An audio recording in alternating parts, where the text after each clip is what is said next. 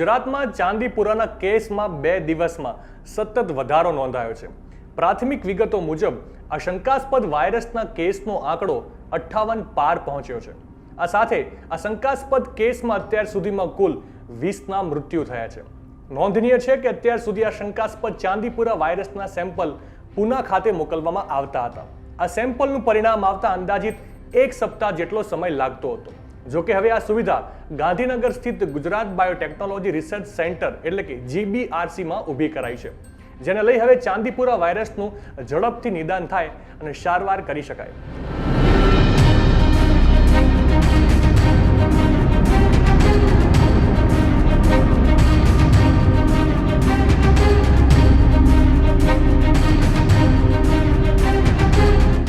નમસ્કાર, ગુજરાતના સૌથી મોટા OTT પ્લેટફોર્મ બીબી ન્યૂઝ ગુજરાતમાં હું સુભાષ આપનું સ્વાગત કરું છું। સાબરકાંઠાથી મળતી માહિતી મુજબ આરોગ્ય મંત્રી ઋષિકેશ પટેલ હિંમતનગર સિવિલમાં ચાંદીપુરા વાયરસને લઈ નિરીક્ષણ અર્થે પહોંચ્યા છે। સમગ્ર કેસની વિગતવાર માહિતી મેળવવા માટે આરોગ્ય મંત્રી ઋષિકેશ પટેલે સિવિલ હોસ્પિટલના અધિકારી અને ડોક્ટરની ટીમ સાથે ચર્ચા અને બેઠક યોજી હતી। નિરીક્ષણ અર્થે પહોંચેલા આરોગ્ય મંત્રી ઋષિકેશ પટેલ PICUમાં દાખલ બાળ દર્દીઓ અને તેમના પરિવારજનોને મળ્યા હતા અને તેમના ખબર અંતર પૂછ્યા હતા।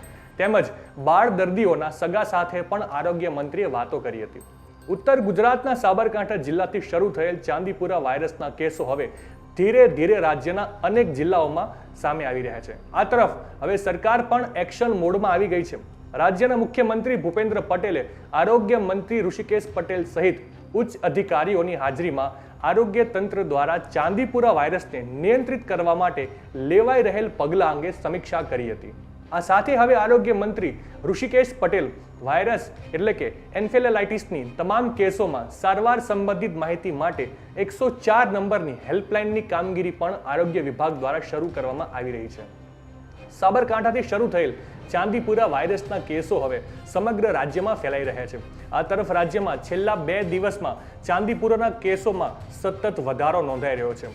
કેસનો આંકડો 58ને પાર પહોંચી ચૂક્યો છે। જો કે આપણે શંકાસ્પદ કેસની વાત કરીએ તો અત્યાર સુધી સાબરકાંઠામાં 8 કેસ, અરવલ્લીમાં 4 કેસ, મહીસાગરમાં 2 કેસ, ખેડામાં 2 કેસ, મહેસાણામાં 3 કેસ, રાજકોટમાં 2 કેસ, સુરેન્દ્રનગરમાં 2 કેસ, અમદાવાદમાં 4 કેસ, ગાંધીનગરમાં 4 કેસ, પંચમહાલમાં 7 કેસ, જામનગરમાં 5 કેસ, મોરબીમાં 4 કેસ, જામનગરમાં 5 કેસ, છોટાઉદેપુરમાં 2 કેસ, દાહોદમાં 2 કેસ, વડોદરામાં 1 કેસ, નર્મદામાં 1 કેસ, બનાસકાંઠામાં 1 કેસ, ભાવનગરમાં 1 અને દ્વારકામાં 1 કેસ નોંધાયો છે। ચાંદીપુરા વાયરસથી પીડિત વ્યક્તિને તાવ આવે છે અને તેના લક્ષણો ફ્લૂ અને તીવ્ર એન્સેફાલિટીસ એટલે કે મગજની બળતરા જેવા છે। મચ્છર લોહી ચૂસનાર જંતુઓથી સેન્ડ ફ્લાય જેવા વાહકો એટલે કે જંતુઓ દ્વારા ફેલાય છે।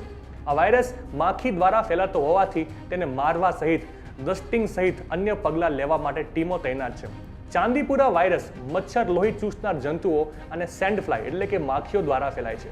આ જંતુઓ તમારી આજુબાજુ દેખાય તો ધ્યાન રાખજો। વાયરસ ચેપી હતો અને એ ચેપના કારણે ખૂબ બધો ભયનો માહોલ અને હકીકતમાં ખૂબ પેન્ડેમિક હતું, પરંતુ આ જે ચાંદીપુરમ વાયરસની વાત થઈ રહી છે, હજુ પણ એમાં ચાંદીપુરમના કારણે તમામ ગુજરાતમાં આવતા કેસ સસ્પેક્ટેડ તરીકે આપણે ટ્રીટ કર્યા છે, પરંતુ ચાંદીપુરમના કારણે જ થાય એવું નથી।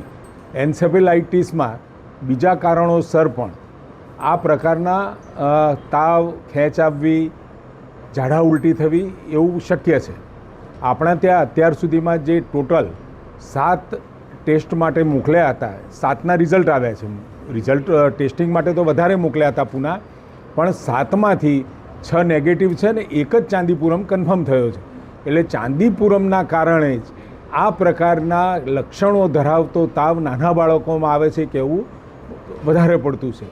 પરંતુ એન્સેફેલાઇટિસમાં તમામ પ્રકારની જે એડવાઇઝરી કે કોમન એડવાઇઝરી, જેમ સિમ્પ્ટોમેટિક કોરોનામાં પણ ટ્રીટમેન્ટ થતી હતી, એ જ રીતે આમાં પણ સિમ્પ્ટોમેટિક ટ્રીટમેન્ટ આપણે કરવાની રહે છે। તાવ હોય, ખેંચ છે કે મગજ ઉપર સોજો આવે, ઝાડા ઉલટી થાય, તો જે પ્રકારના લક્ષણો દેખાય એ પ્રકારની ટ્રીટમેન્ટ આમાં કરવાની રહે છે।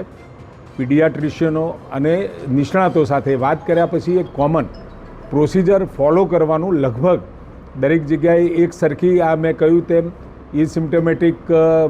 સિમ્પ્ટોમેટિક ટ્રીટમેન્ટની દરેક જગ્યાએ શરૂઆત પણ થયેલી છે ને એ પ્રમાણે જ અત્યારે સારવાર થઈ રહી છે.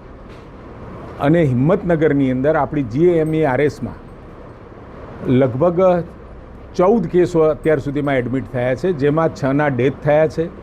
અત્યારે 7 દાખલ છે અને એકને ડિસ્ચાર્જ પણ આપણે કર્યું છે. અને આજે મેં જે જોયું એ પ્રમાણે 3 બાળકો સ્ટેબલ છે અને 3 બાળકો PICUમાં છે.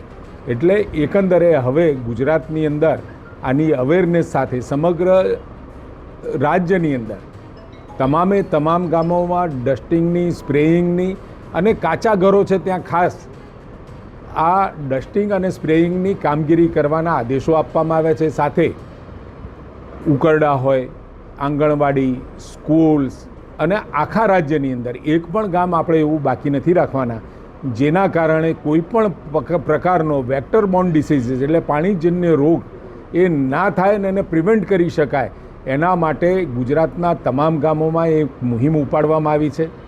સાબરકાંઠા અને જે 23 તાલુકાઓમાં આપણને જોવા મળ્યું છે ત્યાં આગળ આપણે પહેલી કામગીરી કરીએ છીએ.